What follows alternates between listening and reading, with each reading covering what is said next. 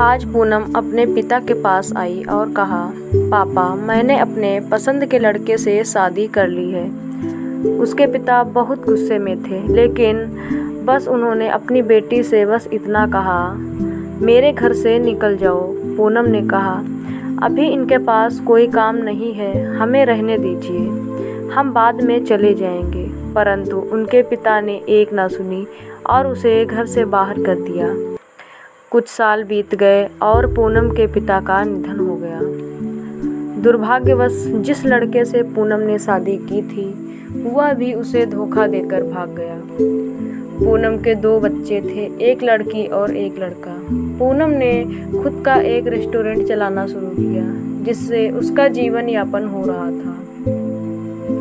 जब पूनम को अपने पिता के निधन की खबर मिली, तो उसने सोचा, अच्छा हुआ उन्होंने मुझे घर से निकाल दिया था और दर दर की ठोकरें खाने छोड़ दिया था। पूनम ने तय किया कि वह उनकी अंतिम यात्रा में नहीं जाएगी, लेकिन उसके ताऊ ने उसे समझाया, पूनम, हो आओ, जाने वाला शख्स तो चला गया, अब उनसे दुश्मनी कैसी।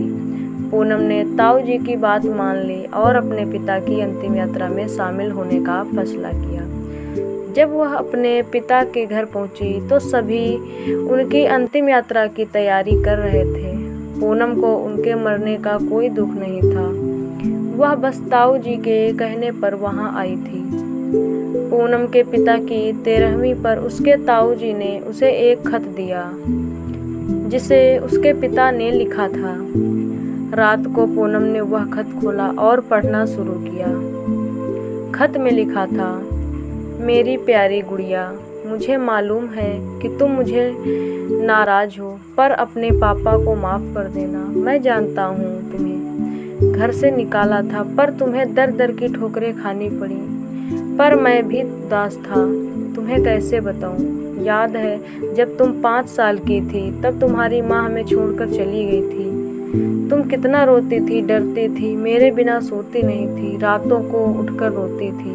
तब मैं भी सारी रात तुम्हारे साथ जागता था। तुम जब स्कूल जाने से डरती थी, तब मैं सारा वक्त तुम्हारे स्कूल की खिड़की पर खड़ा रहता था और जैसे ही तुम स्कूल से बाहर आती थी, तुम्हें सीने से लगा लेता था। वह कच्चा पक्का खाना याद है जो तुम्हें पसंद नहीं आता था। मैं उसे फेंक कर फिर से तुम्हारे लिए नया बनाता था, ताकि तुम भूखी ना रहो। याद है जब तुम्हें बुखार आया था, तो मैं सारा दिन तुम्हारे पास बैठा रहता था, अंदर ही अंदर रोता था, पर तुम्हें हंसाता था ताकि तुम रो ना। याद है जब तुम हाई स्कूल की परीक्षा के लिए रात भर पढ़ती थी, तो मैं सारी रात तुम्हें चाय बनाकर देता था।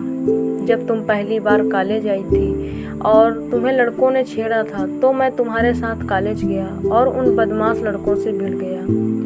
उम्र हो गई थी और मैं कमज़ोर भी, लेकिन हर लड़की की नज़र में पापा हीरो होते हैं, इसलिए अपना दर्द सह गया। याद है तुम्हारी पहली जीन्स, वह छोटे कपड़े, वह गाड़ी, पूरी कॉलोनी तुम्हारे खिलाफ थी, लेकिन मैं तुम्हारे साथ खड़ा था। किसी को तुम्हारी खुशी में बाधा बनने नहीं दिया। तुम्हारा देर रात आना, कभी कभी शराब पीना, डिस्को जाना, लड़कों के साथ घूमना, इन सब बातों पर मैंने कभी गौर नहीं किया, क्योंकि उस उम्र में यह सब थोड़ा बहुत होता है। लेकिन एक दिन तुम एक लड़के से शादी कर आई, वह भी उस लड़के से जिसके बारे में तुम्हें कुछ भी पता नहीं था। मैंने उस लड़के के बारे में सब पता किया। उसने न जाने कितनी लड़कियों को धोखा दिया था, पर तुम प्रेम में अंधी थी।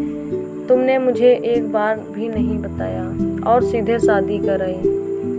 मेरे कितने अरमान थे, तुम्हें डोली में बैठाऊं, चांद तारों की तरह सजाऊं, ऐसी धूमधाम से शादी करूं कि लोग बोले, देखो शर्मा जी ने अपनी बच्ची को कितने नाजो नवाज से पाला है। पर तुमने मेरे सारे ख्वाब तोड़ दिए। मैंने तुम्हारे लिए यह खत इसलिए छोड़ा है ताकि कुछ बात कर सकूं। मेरी गुड़िया, अलमारी में तुम्हारी माँ के गहने और तुम्हारी शादी के लिए खरीदे गहने रखे हैं। 3-4 घर और कुछ ज़मीनें हैं जिन्हें मैंने तुम्हारे और तुम्हारे बच्चों के नाम कर दिया है। कुछ पैसे बैंक में हैं, उन्हें निकाल लेना। अंत में बस इतना ही कहूँगा, गुड़िया काश तुमने मुझे समझा होता। मैं तुम्हारा दुश्मन नहीं था, तुम्हारा पापा था। वह पापा जिसने तुम्हारी माँ के मरने के बाद दूसरी शादी नहीं की, लोगों के ताने सुने, गालियाँ सुनी, न जाने कितने रिश्ते ठुकराए, लेकिन तुम्हें दूसरी माँ से कष्ट ना हो इसलिए अपनी ख्वाहिशें मार दी। मेरी गुड़िया, जिस दिन तुम शादी के जोड़े में घर आई थी, तुम्हारा बाप पहली बार टूटा था। तुम्हारी माँ के मरने पर भी इतना नहीं रोया था जितना उस दिन से हर रोया। इसलिए नहीं कि समाज, जात, परिवार, रिश्तेदार क्या कहेंगे, बल्कि इसलिए कि मेरी नन्ही सी गुड़िया जिसने शादी का इतना बड़ा फैसला लिया, मुझे एक बार भी नहीं बताना नहीं समझा।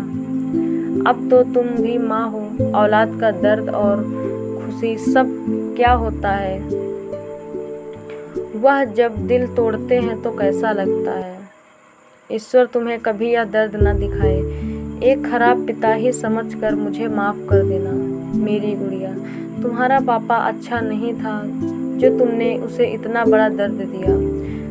अब खत यही समाप्त कर रहा हूँ, हो सके तो माफ़ कर देना।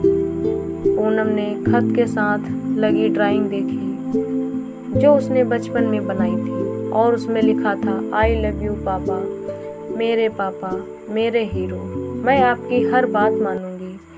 पूनम रो रही थी, तभी उसके ताऊ जी आए और उन्होंने कहा, पूनम, वो जो तुम्हें रेस्टोरेंट खोलने और घर खरीदने के पैसे मैंने दिए थे, वह तुम्हारे पिताजी ने मुझे दिलवाए थे।